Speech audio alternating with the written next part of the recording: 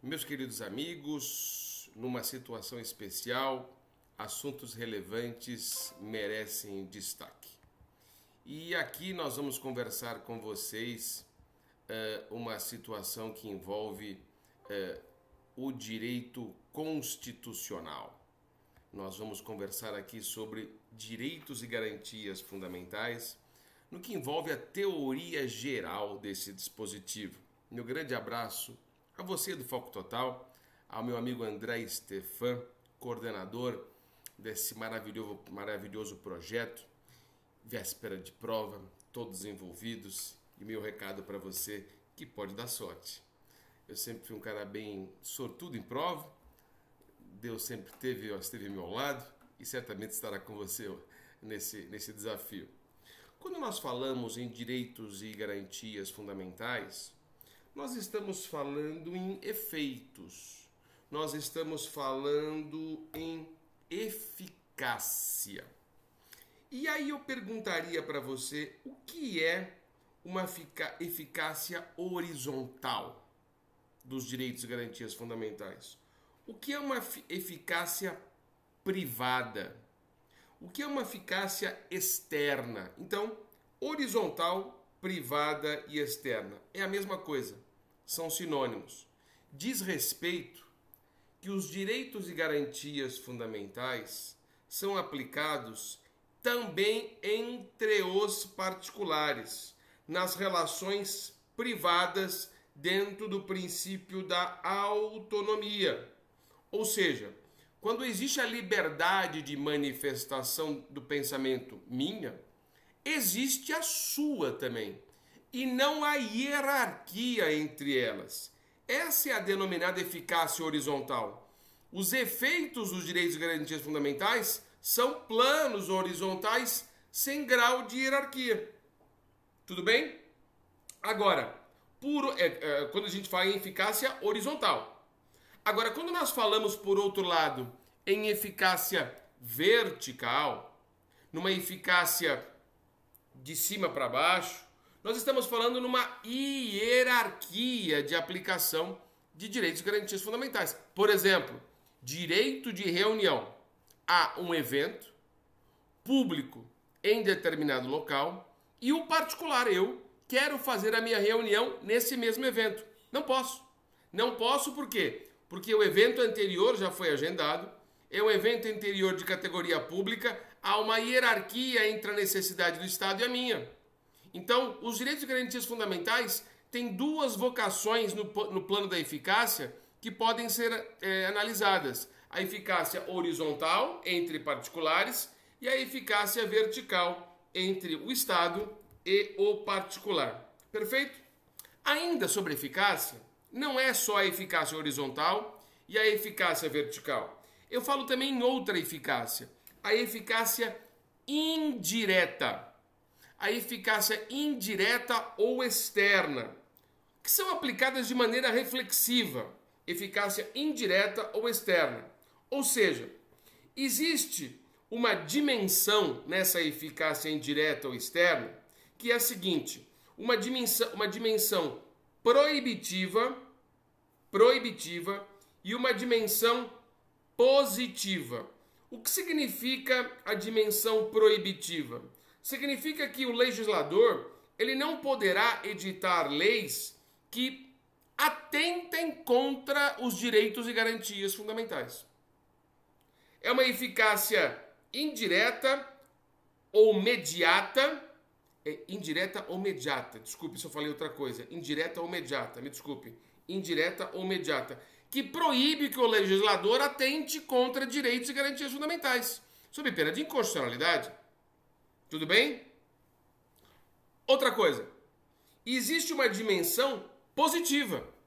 Qual é a dimensão positiva? A dimensão positiva diz respeito que os direitos e garantias fundamentais devem ser implementados, operacionalizados, seja legislativamente ou materialmente. Legislativamente nas normas de eficácia limitada, onde que depende de uma norma para ser operacionalizado, como o direito de greve, né? E aí o legislador implementa. Ou ainda que ele seja de aplicabilidade imediata, e os direitos e garantias fundamentais na maioria são, seja concretizado através de uma ação estatal planificada, por exemplo, no que diz respeito à saúde pública, dando atendimento a todos. Tudo bem? Então, vimos aqui eficácia horizontal, eficácia vertical e eficácia indireta ou imediata.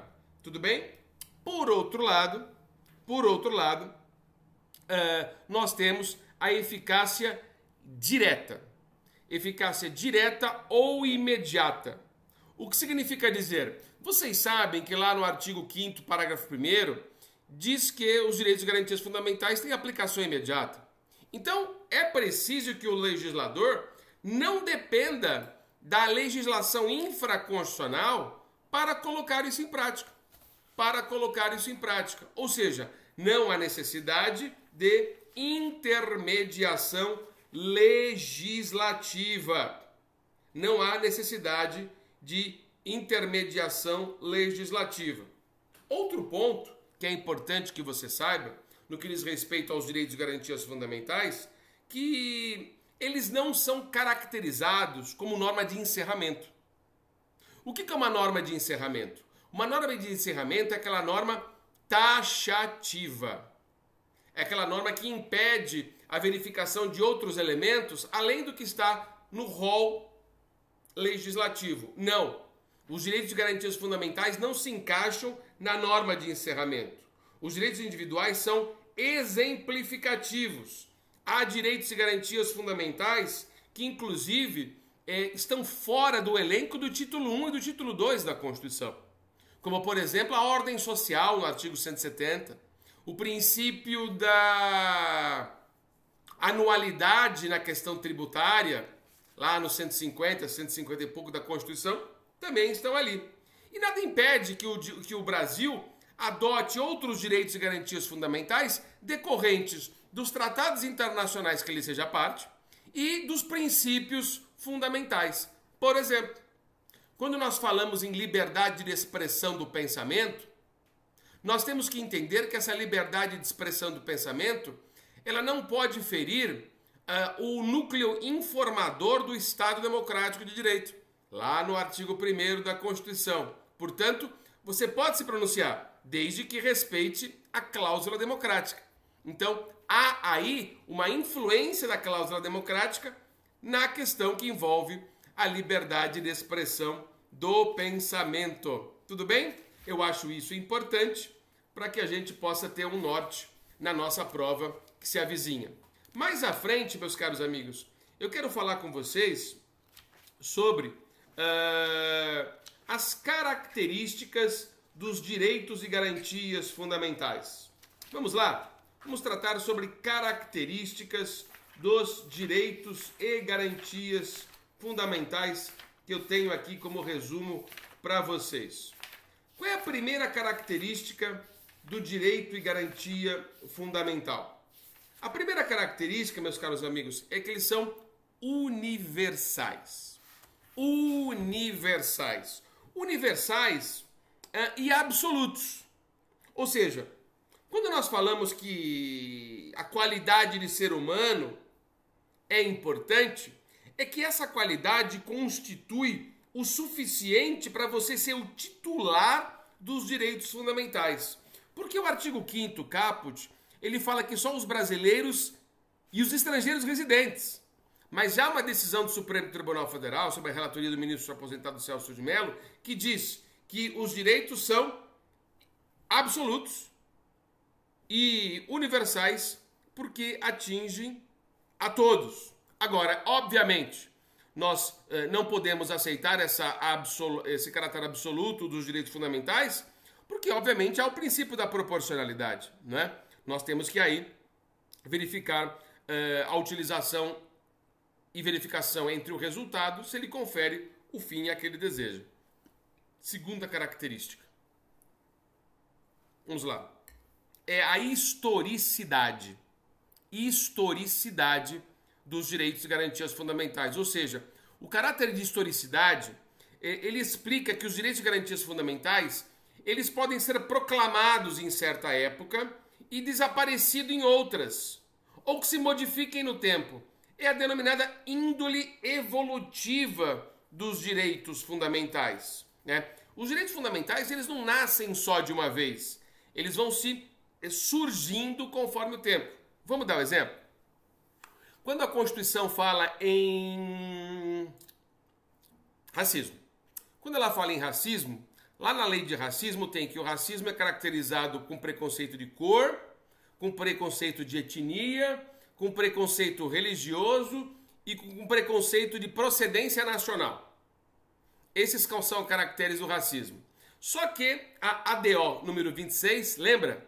Ação direta de inconstitucionalidade número 26, proclamou que a transfobia e a homofobia integram agora o elenco do racismo por força da síndrome da inefetividade do legislador. Portanto, abraçou a ideia que novos métodos de discriminação, que até então no passado não eram verificados, hoje constitui esse elenco de direitos e garantias fundamentais pelo seu critério de modificação, de mutação, de evolução. Ou seja, a história contempla a evolução do direito. Tudo bem? É a segunda característica dos direitos e garantias fundamentais. A terceira característica que eu trago para vocês, que podem responder várias questões, por isso estou sendo bem aberto na minha análise, é a inalienabilidade e a indisponibilidade. Ou seja, você não pode dispor, abrir mão do seu direito fundamental, porque ele transcende a individualidade. Exemplo, dignidade da pessoa humana. Você não pode abrir mão da sua dignidade. Lembra do caso do arremesso do anão na França, aonde o anão foi contratado para fazer o serviço e ele ganhava dinheiro, mas aquele trabalho ofendia a sua dignidade e o tribunal francês reconheceu que ele não deveria realizar aquela tarefa? Então, o que eu quero mostrar para você é que você não pode abrir mão do seu respeito, você não pode abrir mão da sua dignidade, você não pode abrir mão da sua honra, né? Você não pode abrir mão, via de regra, do caráter, digamos assim, da integridade física, deixar que as pessoas o firam, né? Salvo quando o bem jurídico tutelado for disponível e socialmente for aceito, o caso do brinco na orelha, mas do modo geral não. Então os direitos fundamentais são inalienáveis e indisponíveis como característica geral. A quarta característica, meus caros colegas, é a constitucionalização. Os direitos e garantias fundamentais são constitucionalizados, são codificados, estão consagrados no preceito de ordem jurídica, consagrados num preceito de ordem jurídica máxima, que é a Constituição. E aí, a gente pode fazer uma diferença entre direitos fundamentais e direitos humanos. Os direitos fundamentais estão elencados no texto soberano daquele país que é a Constituição. Os direitos humanos, eles têm vocação universal, supranacional, de direitos internacionais, de bases jurídicas jusnaturalistas, podendo ou não estar integrados no preceito interno de cada país soberano, que é a Constituição. Veja que nós temos o Tratado de Nova York, o Tratado de Marrakech, que são tratados internacionais internalizados por força de emenda constitucional, nos termos do artigo 5º, parágrafo 3º da Constituição. Tudo bem? Quinta característica nesse clever apressadinho, que tem que dar bastante conteúdo nesses 30 minutos, é a vinculação dos poderes públicos. Ou seja, a constitucionalização dos direitos fundamentais impede que sejam considerados meras autolimitações do poder constituído. Ou seja, passíveis de serem suprimidos ao talento do poder público. Não, existe a teoria da proibição do retrocesso. Portanto, esses direitos não podem ser abstraídos. Ou seja, os poderes públicos devem zelar pela sua perpetuidade. Tudo bem? Tanto é que aí vem a sexta característica, que é a vinculação do poder legislativo. O que significa dizer? O poder legislativo tem a obrigação, tem o dever de concretização normativa dos direitos e garantias fundamentais, especialmente naqueles que não são integrados pelo legislador pela denominada síndrome da inefetividade, seja por mandado de injunção ou por ação direta de inconstitucionalidade. Tudo bem? Essa é a vinculação do poder legislativo.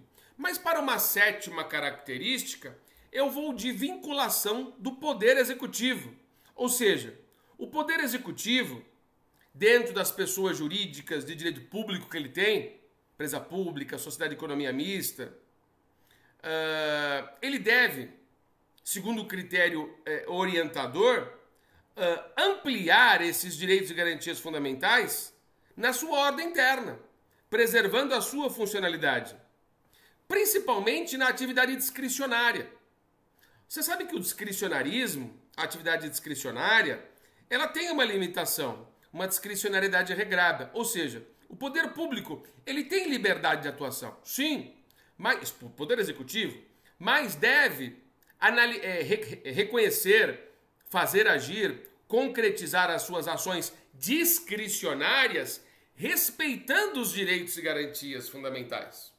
Você compreende? Respeitar esses limites. O administrador encontra limitação até na ordem discricionária. Tudo bem? Depois, como oitava característica, meus caros colegas, eu trago aqui a vinculação do Poder Judiciário. Ou seja, a vinculação do Poder Judiciário gera um poder-dever de recusar a aplicação de preceitos que não respeitem os direitos e garantias fundamentais no aspecto da abertura da sua jurisdição, da inafastabilidade da sua jurisdição. Juízes, os pronunciadores do direito, em matéria de decisões judiciais, eles devem respeitar esse elenco objetivo que tem a Constituição, são vinculados aos direitos e garantias fundamentais em todos os seus ramos. Perfeito? E por fim, se me permitem, uma nona característica dos direitos e garantias fundamentais, que é a aplicabilidade imediata. A aplicabilidade imediata, isso eu já disse para vocês há poucos minutos atrás, que está lá no artigo 5º, parágrafo 1º, dizendo que todos os direitos e garantias fundamentais têm aplicabilidade imediata. Ou seja, eles não podem sofrer erosão do seu substrato. Erosão do seu substrato democrático fundamental, cedendo espaço a uma situação totalitária, de esquerda ou de direita. No sentido de que, como aconteceu no passado, na Constituição de Weimar, que durou de 1919 a 1933, onde o desejo constitucional era dependente da ação do Poder Executivo. Não, o Poder Executivo não pode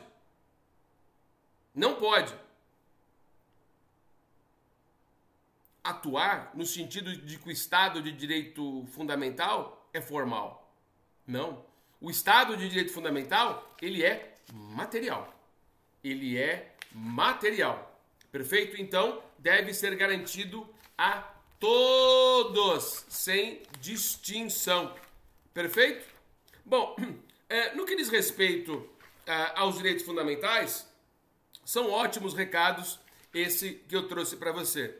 Mas eu quero falar um pouquinho com vocês sobre algo que eu acho interessante no que tange a interpretação constitucional, se me permite. E quero fazer uma pergunta para você.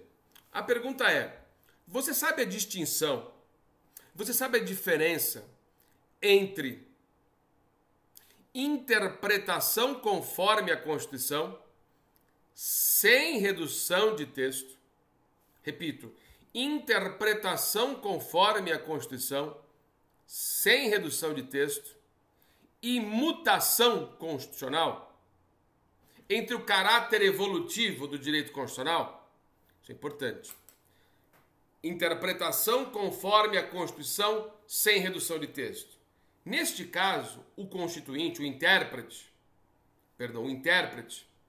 ele percebe que muitas vezes a norma é plurissubjetiva. Uma norma é plurissubjetiva. Por exemplo, a expressão casa.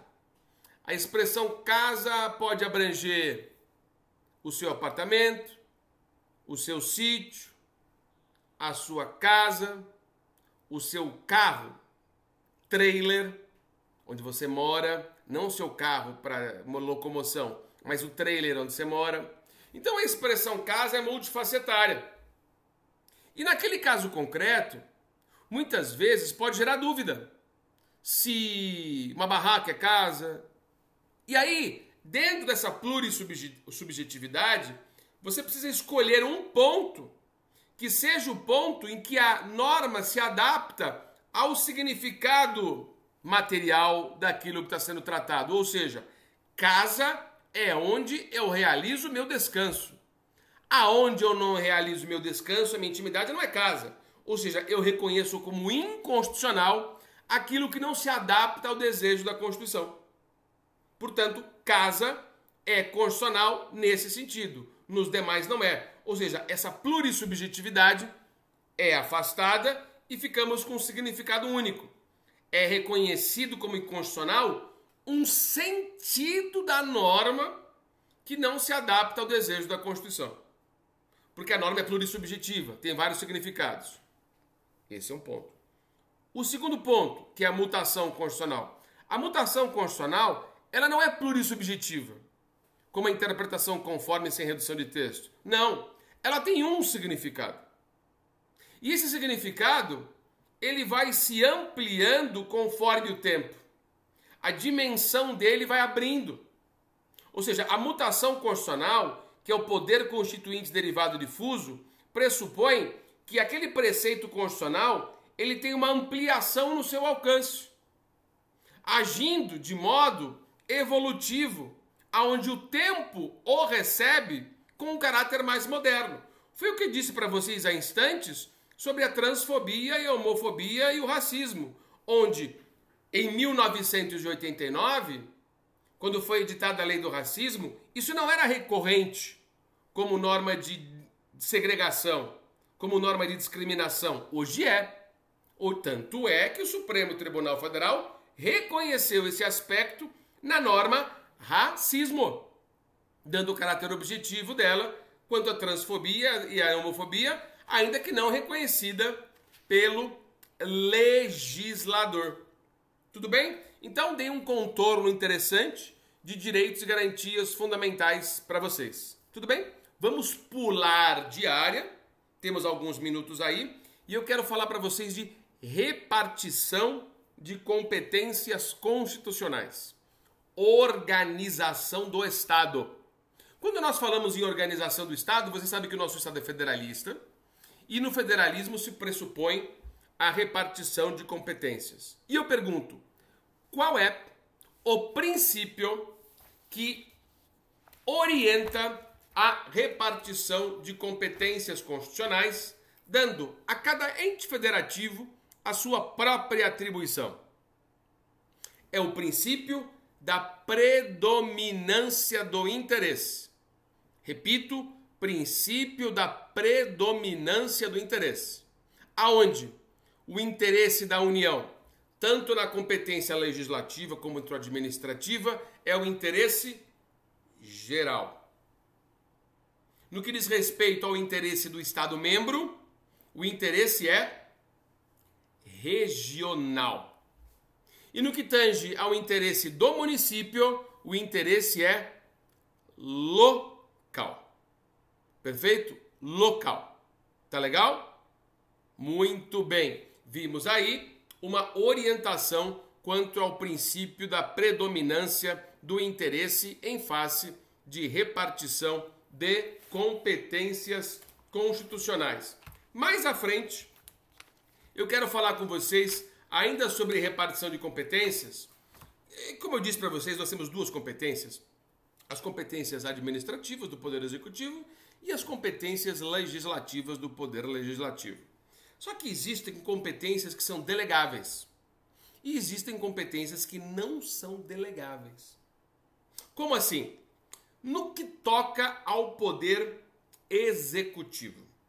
No que toca ao poder executivo, as competências exclusivas, que são aquelas competências da União, do artigo 21, e as competências dos municípios, do artigo 30, do inciso 3 ao 9, são poderes enumerados. Essas competências não são delegáveis, ou seja, a União vai atuar e o município vai atuar. Por exemplo, emitir moeda.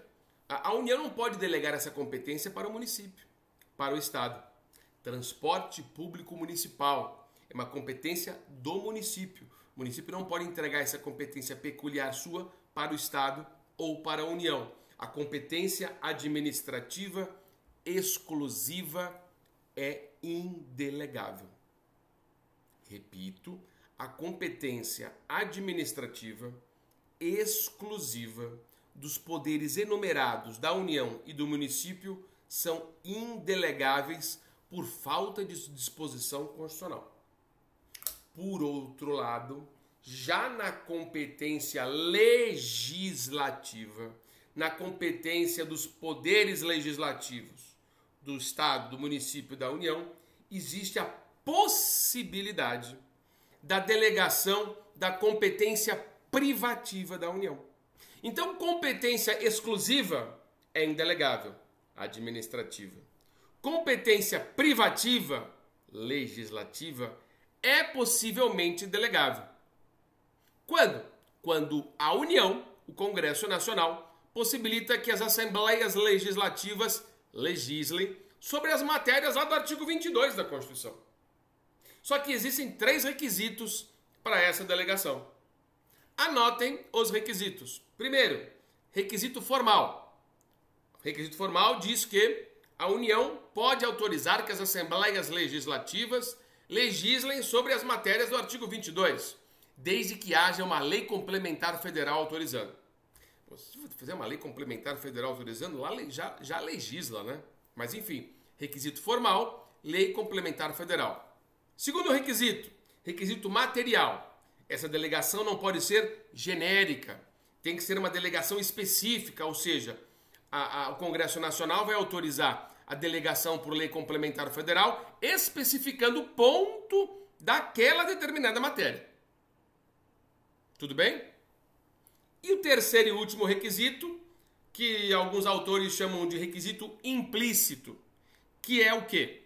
Quando o Congresso Nacional autoriza as Assembleias Legislativas a legislarem sobre as matérias do artigo 22, essa delegação não pode ser discriminatória, não pode ferir o princípio da igualdade, não pode criar preferências entre si.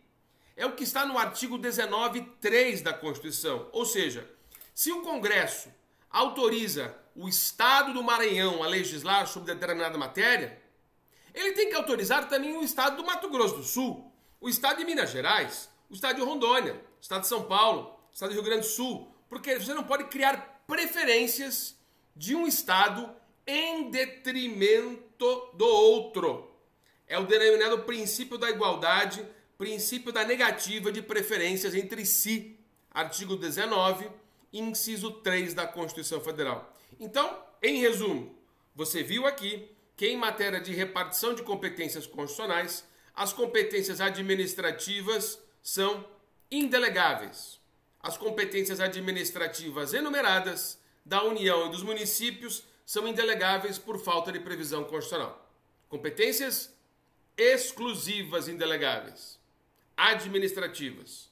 Por outro lado, nós temos as competências legislativas, competências de realizar norma.